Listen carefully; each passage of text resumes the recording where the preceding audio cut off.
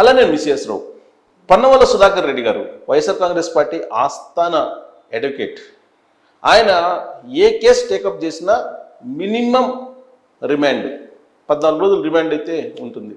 బహుశా అందుకనేమో చెవిరెడ్డి భాస్కర్ రెడ్డి గారు లిక్కర్ స్కామ్లో అరెస్ట్ అయినటువంటి సందర్భంగా తనకి తానే వాదించుకుంటాను అని చెప్పి చెప్పారట. బేసికల్గా ఆయన అడ్వకేట్, ఆయన లా చేశారు, ప్రాక్టీస్ చేయట్లేదు కానీ లా చేశారు. పొలిటీషియను అత్యంత సన్నిహితంగా జగన్మోహన్ రెడ్డి గారికి ఉంటారు. ఆయన మీద లుకౌట్ నోటీసులు ప్రకటించారు. కానీ ఆయన బెంగళూరు నుంచి శ్రీలంక వెళ్తున్నారు. శ్రీలంక వెళ్తున్నటువంటి సందర్భంగా కొలంబో వెళ్తున్నారు. అక్కడ పోలీసులు ఇమ్మిగ్రేషన్ అధికారులు పట్టుకున్నారు బెంగళూరు ఎయిర్పోర్ట్లో. ఆంధ్రప్రదేశ్ పోలీసులకు తెలియజేశారు. ఆంధ్రప్రదేశ్ పోలీసులు బెంగళూరు వెళ్ళారు. అక్కడి నుంచి విజయవాడ తీసుకొచ్చారు. విచారించిన తర్వాత ఆయన్ని కోర్టులో సబ్మిట్ చేశారు బుధవారం రోజున. ఆ సబ్మిట్ చేసినప్పుడు పన్నవల సుధాకర్ రెడ్డి గారే వస్తారని చెప్పేసి అందరూ అనుకున్నారు. ఎందుకనంటే నందిగం సురేష్ని అరెస్ట్ చేసిన సుధాకర్ రెడ్డి గారే, బోరుగడ్డ అనిల్ని అరెస్ట్ చేసినప్పుడు సుధాకర్ రెడ్డి గారే, అలాగే కాకాని గోవర్ధన్ రెడ్డి గారిని అరెస్ట్ చేసినప్పుడు పన్నవల సుధాకర్ రెడ్డి గారే, ధనంజయ రెడ్డిని అరెస్ట్ చేసినప్పుడు పొన్నవలే, కృష్ణమోహన్ రెడ్డిని అరెస్ట్ చేసినప్పుడు ఆయనే. సో ఎవరిని అరెస్ట్ చేసినా కానీ వల్లభనేని వంశీ అరెస్ట్ చేసినప్పుడు కూడా పన్నవల సుధాకర్ రెడ్డి గారే. ఈ కేసులన్నింటినీ టేకప్ చేస్తుంది పన్నవల సుధాకర్ రెడ్డి గారు. ఎందుకనంటే జగన్మోహన్ రెడ్డి గారు అధికారంలో ఉన్నప్పుడు ఆయన ఏఏజీగా ఉన్నారు. చంద్రబాబు నాయుడు గారి కేసు కూడా అప్పుడు ప్రభుత్వం వైపు నుంచి ఈయనే వాదించారు. చంద్రబాబు గారి వైపు నుంచి సిద్ధార్థ లూత్రా వాదించినటువంటి విషయం మనందరికీ తెలిసిందే. అప్పట్లో ఢిల్లీ నుంచి అడ్వకేట్స్ వచ్చినా తనదే పై చెయ్యి అనేటువంటి యాంగిల్లో మాట్లాడేవాళ్ళు పొన్నవల సుధాకర్ రెడ్డి గారు. ప్లస్ చంద్రబాబు నాయుడు గారు అరెస్ట్ అయ్యి రిమాండ్లో ఉన్నప్పుడు ఫైబర్ నెట్ కేసులో ఆయన దొంగ అని చెప్పి నిర్ధారించేశారు పొన్నవల సుధాకర్ రెడ్డి గారు. సాధారణంగా ఈ లీగల్కి సంబంధించినటువంటి విషయాల్లో నిష్ణాతులు ఆయన.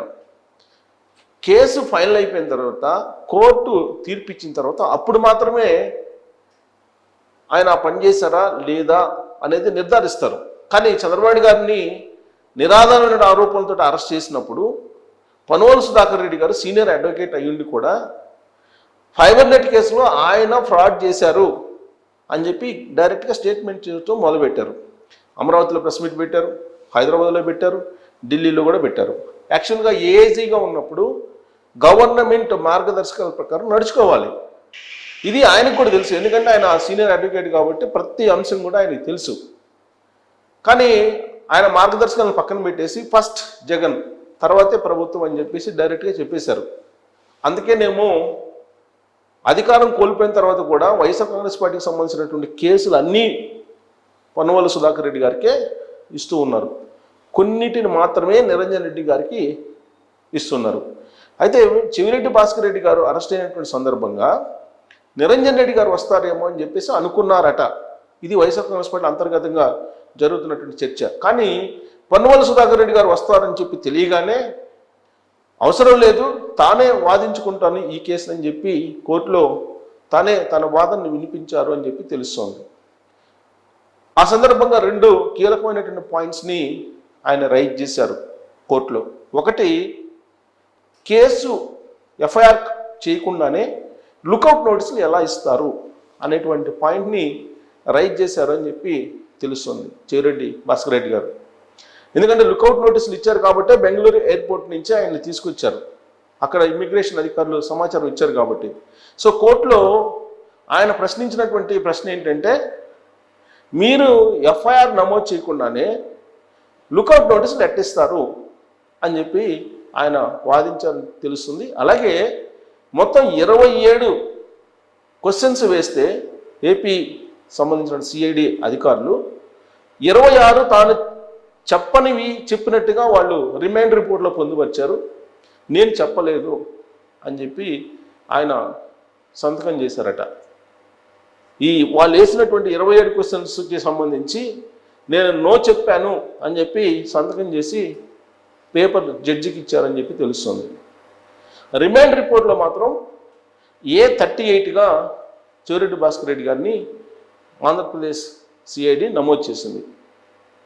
ఆయన ఎన్నికల సమయంలో లిక్కర్కి సంబంధించినటువంటి డబ్బుని ట్రక్కుల ద్వారా రాష్ట్ర వ్యాప్తంగా అనేక నియోజకవర్గాలకు పంచారు అనేది రిమాండ్ రిపోర్ట్లో పొందుపరిచారు. తాడేపల్లిలో ఉన్నటువంటి అక్కడ లోపల ఉన్నటువంటి డబ్బుని ట్రక్కుల ద్వారా చెవిరెడ్డి భాస్కర్ రెడ్డి గారే తరలించారు అనేది ఆంధ్రప్రదేశ్ సిఐడి రిమాండ్ రిపోర్ట్లో పొందుపరిచినట్టు అంశం. హైదరాబాద్ నుంచి తాడేపల్లి నుంచి ఈ అమౌంట్ పెద్ద ఎత్తున తరలించారు, దానికి సంబంధించినటువంటి వాంగ్మూలాలు ఉన్నాయి అనేది రిమాండ్ రిపోర్ట్లో ప్రధానంగా ప్రస్తావించినటువంటి అంశాలు. ఈ వాద ప్రతివాదనలు విన్న తర్వాత 1వ తారీఖు జూలై వరకు రిమాండ్కి పంపించారు చెవిరెడ్డి భాస్కర్ రెడ్డి గారిని. ప్రస్తుతం ఆయన జైల్లో ఉన్నారు. విచారణ సందర్భంగా ఆయన సహకరించలేదు అనేది పోలీసులు చెప్తూ ఉన్నారు. ఏ క్వశ్చన్ అడిగినా కానీ ఆయన సహకరించలేదు, పైగా ఎదురు క్వశ్చన్లు వేస్తున్నారు. కాబట్టి ఆయన సహకరించలేదు అనేటువంటి ఉద్దేశంతో జ్యుడిషియల్ కస్టడీకి తీసుకునేటువంటి ప్రయత్నం చేస్తూ పిటిషన్ కూడా పోలీసులు దాఖలు చేశారని చెప్పి తెలుస్తుంది. చెవిరెడ్డి భాస్కర్ రెడ్డి గారు అలాగే మిథున్ రెడ్డి గారు వీళ్ళు కీలకంగా ఉన్నారు ఈ లిక్కర్ స్కామ్కు సంబంధించినటువంటి అమౌంట్స్లో అనేది ఆంధ్రప్రదేశ్ సిఐడి బలంగా నమ్ముతుంది. దానికి కారణం ఏంటంటే ఇప్పటికే అనేక మంది వాంగ్మూలాలు ఇచ్చారు, దీంట్లో కొన్ని వందల మందిని విచారించారు. ఆల్రెడీ చెవిరెడ్డి భాస్కర్ రెడ్డి గారికి సంబంధించినటువంటి డ్రైవర్ కమ్ గన్మెన్ని కూడా విచారించారు మధుసూదన్ రెడ్డిని. ఆయన ఉల్టా ఆంధ్రప్రదేశ్ పోలీసుల మీద రాష్ట్రపతికి డీజీపీకి లెటర్లు రాయటం జరిగింది. చెవిరెడ్డి భాస్కర్ రెడ్డిని ఇరికించేలాగా చెప్పమని చెప్పి మధుసూదన్ రెడ్డిని ఒత్తిడి తీసుకొచ్చారనేటువంటి కోణంలో ఆయన ఒక లెటర్ రాసి అందరికీ పంపిస్తున్నారు. ఆ విషయాన్ని కొద్దిసేపటి క్రితం జగన్మోహన్ రెడ్డి గారు కూడా చెప్పారు. సో ఈ మొత్తం ఎపిసోడ్లో పొన్నవోలు సుధాకర్ రెడ్డి గారిని మాత్రం దగ్గరికి రానివ్వట్లేదు చెవిరెడ్డి భాస్కర్ రెడ్డి గారు అని చెప్తున్నారు. అంటే పొన్నవోలు సుధాకర్ రెడ్డి గారి వాదనలు వాదన పటిమ ఎలా ఉంటుంది అనేది ఆయనకు బాగా తెలిసేమో బహుశా. కొమ్మినేని రీసెంట్గా అరెస్ట్ అయ్యారు, జర్నలిస్ట్ ఆయన కేసులో కూడా